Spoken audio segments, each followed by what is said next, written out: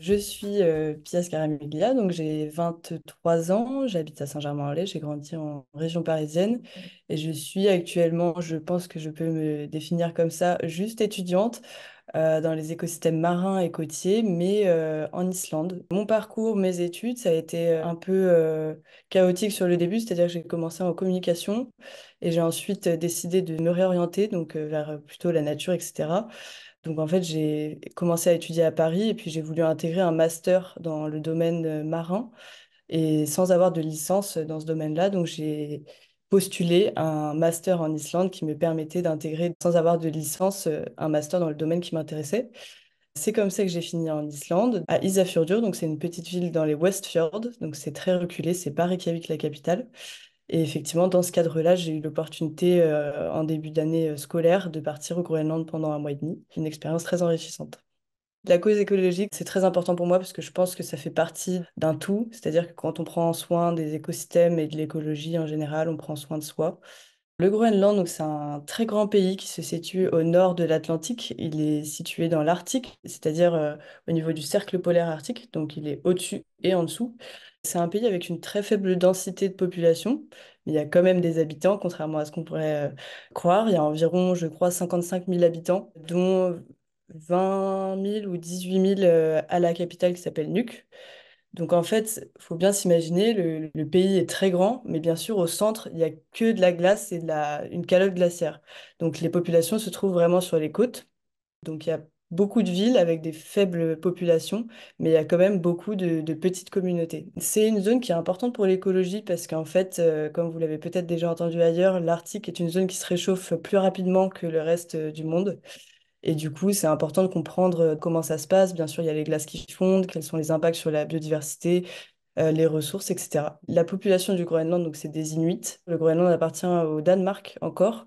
Au niveau de la recherche, on a plusieurs acteurs qui vont intervenir, c'est-à-dire qu'il y a beaucoup de personnes qui viennent de l'international pour effectuer de la recherche, que ce soit en mer ou sur la calotte glaciaire. Moi, je travaillais dans l'Institut de recherche du Groenland, où il y a un pôle climat. C'est un centre qui regroupe différents pôles. Par exemple, un pôle pour les mammifères, un pôle pour le climat, donc celui dans lequel je travaillais, un pôle pour les oiseaux particulièrement. C'est des pôles qui en fait vont interagir entre eux. Une fois qu'on a des résultats dans l'un, on peut très bien le partager à la pause déj avec son collègue. Et ensuite, bien sûr, il est possible que le gouvernement du Groenland puisse demander de l'aide ou des recommandations pour prendre des décisions, par exemple au niveau de la protection de l'environnement. Donc, ça va être à la fois en mer, sur un bateau de recherche, et ça va être à la fois, par exemple, avec les mammifères. Mes collègues partaient mettre des colliers de traçage pour tracer, que ce soit les ours polaires ou les rennes, pour essayer de comprendre leurs déplacements, leurs zones de reproduction, etc. Et ça va être un peu la même chose pour les pêcheries et tout ce qui va être glaciologie, océanographie, etc. Donc, c'est beaucoup de types de recherches différentes, mais finalement, il y a un gros lien entre tous. Voilà. Donc, tout a commencé par les études. Donc, j'ai eu cette opportunité, comme j'expliquais tout à l'heure, de partir en Islande pour étudier en master, dont l'intitulé est Coastal and Marine Management, donc le management des espaces côtiers et marins. C'est un master plutôt général, donc on peut avoir un peu des cours d'océanographie, d'aménagement d'espace, de ports, etc. Donc ça, c'est la première année, ce sont que des cours. Et en fait, la deuxième année, ça va être une thèse de master. Donc c'est vraiment que de la recherche. J'ai eu en fait en fin d'année une opportunité, vu que c'est une zone arctique, vu que mon école en Islande, elle est dans le nord de l'Islande. Donc elle est au-dessus du cercle polaire, enfin elle est juste au niveau du cercle polaire, donc c'est considéré zone arctique. Et en fait, il y a des très grandes collaborations dans l'Arctique. Mon école a été contactée par le centre de recherche du Groenland et en fait c'est une collaboration qui se fait assez naturellement et assez, enfin c'est assez intelligent finalement parce que ils ont besoin de personnes pour faire le travail et nous on recherche du travail avec des sujets intéressants. Donc finalement je me suis retrouvée avec une opportunité géniale pour pouvoir depuis l'Islande rejoindre le Groenland dans un cadre de collaboration entre universités et un centre de recherche. J'ai eu la chance d'être sélectionnée et en fait jusqu'au départ j'y croyais pas. J'ai dû prendre un bateau de l'Islande. Je partais de Reykjavik. Donc, à Reykjavik, ça va, j'étais encore dans ma zone de confort. Je me disais, bon, je suis en Islande. Et puis, une fois qu'on m'a dit, bon, bah, on s'en va, on quitte le port et on va tout de suite faire nos recherches, etc. Là, tu vas pas toucher la terre avant une dizaine de jours. Je me souviens très bien de monter ma valise énorme sur la. C'était marée haute, donc ça veut dire que le ponton était très haut. j'ai galéré. Là, je me suis dit, ok, je vais vraiment dans un vrai truc. T'arrives, t'es avec que des matelots ou des scientifiques. On te demande de signer des papiers. Tu dois avoir un papier qui prouve que ta santé est compatible avec le fait que tu partes 10 jours sur un bateau. Il y a beaucoup de procédures. Tu dois donner ton passeport parce que tu vas dans un autre pays. Et voilà, donc là, à partir du moment où tu arrives dans le bateau, on te montre ta couchette. Donc c'est une couchette partagée. Là, c'est vraiment comme dans un film au départ. Tu te dis, ok, c'est parti. Et puis en même temps, il faut être efficace. Donc tu es vite dans l'action, etc. Et jusqu'au moment où tu quittes le port. Et puis, bon, là, tu as 2 jours de mal de mer. Et puis après, ça va mieux. Alors, la vie sur le bateau, il y a un peu deux groupes. Il y a le groupe des matelots, donc pour assurer la navigation, la nourriture, les cuisiniers, tous ces trucs-là. Enfin, bref. Et à côté, on avait 18 scientifiques qui venaient à la fois de l'Institut de recherche du Groenland, mais d'autres instituts, par exemple BASS, qui vient d'Angleterre. Voilà, donc c'est des roulements. Avant de rentrer dans le bateau, on nous définit un shift. C'est des shifts qui durent 12 heures, donc c'est assez long, que ce soit pour les scientifiques ou pour les cuisiniers, etc. C'est pareil, c'est tout le temps 12 heures pour tout le monde. Et j'ai eu la chance ou la malchance, je sais pas, de tomber sur le shift de nuit. Donc je commençais à 18 heures et je finissais normalement à 6 heures du matin. Au niveau des actions, au niveau des missions qui nous étaient données, donc en fait, en fonction de ce que le scientifique va rechercher, par exemple, un scientifique sur les mammifères ne va pas avoir besoin de la même donnée que moi qui fais de la recherche sur le carbone. Donc, chaque personne va s'occuper un peu de la data qu'il doit récupérer. Pour moi, ça a été les carottes sédimentaires. Donc, c'est une espèce de machine qui est tenue au bout d'un fil. Et on imagine une espèce d'araignée qui tient 6 carottes, donc 6 tubes en plastique, et qui sont envoyées au fond de l'eau, enfin envoyées avec de la haute pression, elles vont être envoyées dans le sol et remonter, on espère, à peu près 1 mètre de tubes de sédiments qu'on va nous ensuite analyser, plusieurs données, genre la chlorophylle, les nutriments, le carbone, etc. C'est beaucoup de travail. Mais voilà, et sinon, à part les sédiments, donc les carottes, ce dont je m'occupais moi, il y avait par exemple des choses plus axées sur les animaux. Par exemple, il y avait des filets qu'on tirait pendant 15 minutes pour récupérer la biodiversité sur un endroit donné, et ensuite analyser, répertorier toutes les espèces, etc. Il y avait évidemment des water samples, donc des échantillonnages d'eau à plusieurs profondeurs dans des endroits stratégiques, par exemple des endroits où on voit un glacier qui fond. Donc on va se mettre dans la faille de la fonte de ces eaux pour essayer de comprendre quels sont les échanges, etc. Et en fait, toutes ces données-là, après, on les assemble pour essayer de trouver des explications à telle ou telle situation. Donc voilà, c'est très intéressant, c'est très fatigant et parfois, évidemment, on finit après 6 heures du matin parce que si on a 6 carottes sédimentaires qui finissent par remonter à 6 heures du matin, il faut s'en occuper. Donc c'est encore peut-être 2 heures. Et en fait, sur le bateau, on a aussi 2 laboratoires pour les traitements qu'on est obligé de faire directement parce que parfois, il faut mettre des choses dans le congélateur, parfois, il faut ajouter des produits chimiques, etc. Donc voilà, c'est du traitement qu'il faut faire, mais on n'a pas le choix de le faire parce que c'est très cher de louer un bateau pendant 10 jours et effectivement, c'est beaucoup de moyens qui sont développés. Donc, l'heure de sommeil de plus ou de moins, on l'oublie vite quand on voit des données qu'on peut récupérer. Voilà.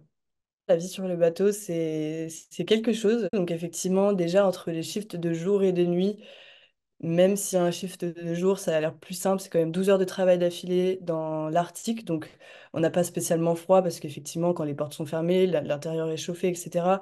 Et dès qu'on est à l'extérieur, il y a des protocoles qui font qu'on est obligé d'avoir des combinaisons, des casques, etc., qui finalement tiennent chaud, des bottes de sécurité, etc. Donc on n'a pas spécialement froid, mais c'est vrai que 12 heures d'affilée, que ce soit de jour ou de nuit, on finit son shift fatigué. Et en fait, les moments d'interaction que moi j'avais avec mes collègues de l'équipe de jour, par exemple, c'était à la cantine au moment où moi je me réveillais à 17 heures. Et on se croisait, on se racontait les dernières news du jour. Ah bah j'ai vu tel mammifère aujourd'hui. Voilà, on dort dans des chambres partagées. Donc la personne qui est en shift de jour dort avec une personne qui est en shift de nuit pour éviter que justement elle se dérange, etc. Mais ça donne parfois des situations compliquées. Par exemple, j'avais 2 scientifiques qui partageaient une chambre. Il y en a une qui a fini plus tôt. Elle a voulu aller se coucher plus tôt parce qu'elle était quand même en chiffre de nuit. Donc, il est 5 heures du matin, bon, bah, je vais me coucher. Et puis au final, l'autre est pas très contente. Enfin voilà, il faut absolument que les choses soient dites dès le départ et que il faut être, franchement, il faut être compréhensif et il faut être prêt à vraiment sortir de sa zone de confort et être plutôt bienveillant pour que ça se passe bien. Voilà, c'est vraiment la règle. Mais globalement, c'est des personnes qui sont soit habituées, soit qui ont des des états d'esprit plutôt positifs et qui, malgré la difficulté du travail, sont contentes d'être là. Voilà. Une fois mon arrivée au Groenland après la partie bateau, donc en fait cette partie-là elle était dédiée au traitement des données que j'avais récoltées sur le bateau.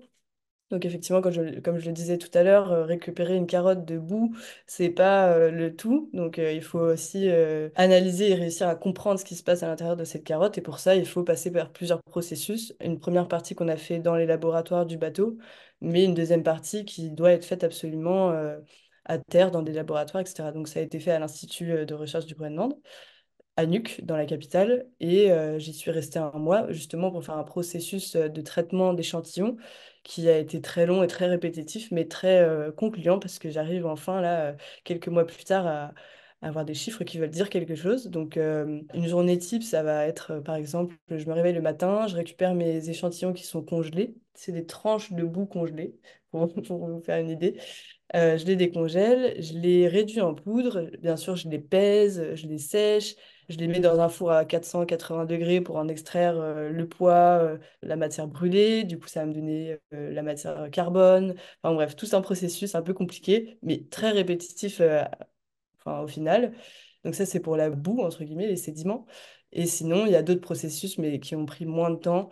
Les processus de traitement d'échantillonnage d'eau. Par exemple, j'avais un tube de telle profondeur, de tel endroit, et ben, en fait, il fallait que j'aille récupérer le taux de chlorophylle, donc ça, c'est plus simple. Il y a des choses qui sont plus simples que d'autres, et il y a des choses qui sont plus manuelles que d'autres. Il y a aussi des choses qu'on ne peut pas faire en interne au laboratoire. On a dû envoyer quelques échantillons de nutriments, par exemple, aux Pays-Bas, si je ne me trompe pas, qu'on attend toujours.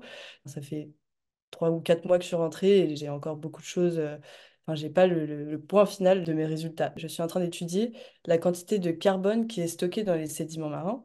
Donc c'est pour ça que je vous bassine avec les carottes depuis tout à l'heure. C'est parce qu'en fait, dans cette couche de sédiments, donc la boue qui est au fond de l'eau qui a coulé, on retrouve du carbone qui va finir par être stocké. C'est important aujourd'hui parce que, comme on le sait, le carbone, on aimerait bien qu'il soit plus stocké que dans l'océan à se balader. Et du coup, moi, j'essaie de comprendre quels sont les sites qui vont avoir tendance à plus absorber du carbone que d'autres. À quelle profondeur le carbone est-il stocké? Parce que le carbone se balade dans l'eau, il finit par couler, il est posé sur les sédiments marins et parfois, il arrive à être dans une zone en dessous de la couche de boue où il ne bougera plus, il sera plus renvoyé dans l'océan. Pour vous donner une idée, je pense que les échanges de matière organique, donc de vie, ils se font peut-être dans les 20 premiers centimètres de la carotte. Mais ensuite, dès qu'on va un peu plus en profondeur, il n'y a plus d'échange. Ça veut aussi dire qu'il y a un peu moins de carbone qui peut remonter à la surface. Voilà. Donc ça, c'est ce que je suis en train de comprendre maintenant. J'ai un peu de mal parce que j'ai pas encore toute ma data. Mais voilà, c'est comme ça qu'il faut imaginer les choses. La première couche, c'est de la boue un peu qui bouge, qui est pas statique et du coup qui peut renvoyer le carbone dans l'océan et ensuite dans l'atmosphère éventuellement. Alors que si on va un peu plus profond, et c'est ce que j'essaie de déterminer actuellement, on va avoir des couches de carbone qui sont stockées, qui bougent plus. Ce qui m'a vraiment impressionné avec ce pays, mais aussi cette population, c'est vraiment leur résilience à vivre dans un endroit qui est quand même hyper hostile pour l'humain. On peut pas dormir dehors, c'est pas possible. Enfin voilà, il y a beaucoup de choses qui font qu'il faut faire attention, faut prendre soin de soi, on peut pas partir en randonnée n'importe comment, etc. Donc voilà, c'est de l'adaptation de l'humain dans un environnement qui est vraiment hostile, mais qui est magnifique. Donc voilà. Et c'est aussi leur rapport aux ressources. C'est un des endroits où j'ai le plus vu un lien direct entre l'humain et les ressources dont il a besoin. Eux, ils savent très bien ce qu'ils mangent. Ils pêchent un poisson et ils vont le manger 2 jours plus tard ou ils vont le congeler pour l'année tant que la saison de la chasse est ouverte. Enfin, moi, ils ont vraiment un lien avec leurs ressources qui est incroyable. Et par exemple, il y a des choses qui ont pu me choquer. C'est moi qui travaille dans les ressources marines, etc. Quand je suis arrivée, je suis allée à la cantine, on m'a dit, bah, ça, c'est de la baleine. J'ai été un peu choquée sur le coup, mais effectivement, bien évidemment, ils n'ont pas 36 000 solutions. Donc, ils mangent ce qu'ils ont, comme nous, on fait finalement. Et voilà, on ne peut pas leur taper sur le doigt parce que c'est clairement pas eux qui abîment ces ressources-là à la base. Mais voilà, ça, c'est des choses intéressantes à comprendre aussi. La difficulté de la vie, elle passe bien sûr par le climat qu'on trouve là-bas, donc le froid, etc. Et le fait qu'il est difficile d'avoir, comme on disait, des cultures. On ne peut pas cultiver des tomates dans son jardin et du coup, la première ressource va être le narval qui passe dans la baie. Et globalement, en tout cas dans la capitale, et je ne peux pas vraiment parler pour les autres petites villes et c'est peut-être un peu différent, les ressources viennent facilement. On manque de rien, les choses qui sont difficiles à se procurer, ça va être un truc informatique précis ou du matériel pour construire sa maison, etc. En fait, c'est des populations qui sont vraiment comme nous et qui ont accès à tout, qui ont la télé chez eux, enfin voilà, le wifi, tout marche bien, etc. Et j'avoue que je ne suis pas assez professionnelle pour comprendre comment ils arrivent à ne pas avoir l'électricité qui saute toutes les 2 secondes ou l'eau qui est coupée avec les tempêtes qui s'y trouvent. Mais en tout cas, Nuuk, la capitale, c'est vraiment très adapté. Il y a jamais de soucis. Il n'y a pas de gros bloquements de circulation, de gros accidents. Les choses sont vite prises en charge, etc. Donc voilà, ça reste une grande ville qui marche vite, qui évolue vite. Et, je pense que j'ai tiré plusieurs leçons de vie. La leçon principale, c'est effectivement d'apprendre à comprendre les populations, en tout cas les cultures qu'on ne connaît pas avant de les juger, comme la consommation de mammifères marins, par exemple, qui peut paraître très choquante. Au Groenland, voilà, quand ils chassent un phoque, un narval, une baleine, peu importe laquelle, c'est pour la consommer et c'est des populations qui dépendent de ces ressources. Donc je dirais qu'en allant au Groenland et en habitant là-bas pendant un mois, j'ai vraiment compris le rapport à la nourriture. C'est un rapport qui, selon moi, est finalement beaucoup plus sain que celui que nous, on a en France, parce que par exemple, on mange un steak, on ne l'imagine pas en tant qu'animal, alors que eux, voilà, c'est des populations qui savent très bien ce qu'ils mangent, parce que finalement, c'est eux qui sont allés le chercher ou que voilà, ça se fait de manière plus directe. Et je trouve que c'est plus sain. Voilà, c'est une expérience qui m'a donné un peu plus de libre arbitre peut-être au niveau de ma manière de penser sur certains sujets. Et évidemment de toujours remettre en question les choses et essayer de les comprendre de plusieurs angles pour essayer d'avoir une vision globale de ce qui se passe vraiment sur un sujet, peu importe lequel. Voilà. Si j'avais un dernier message, ce serait de prendre soin de l'environnement pour prendre soin de soi. En fait, c'est vraiment de comprendre le lien qu'il y a entre notre environnement, notre écosystème dans lequel on vit, le comprendre et pour en fait finalement prendre soin de soi. Voilà.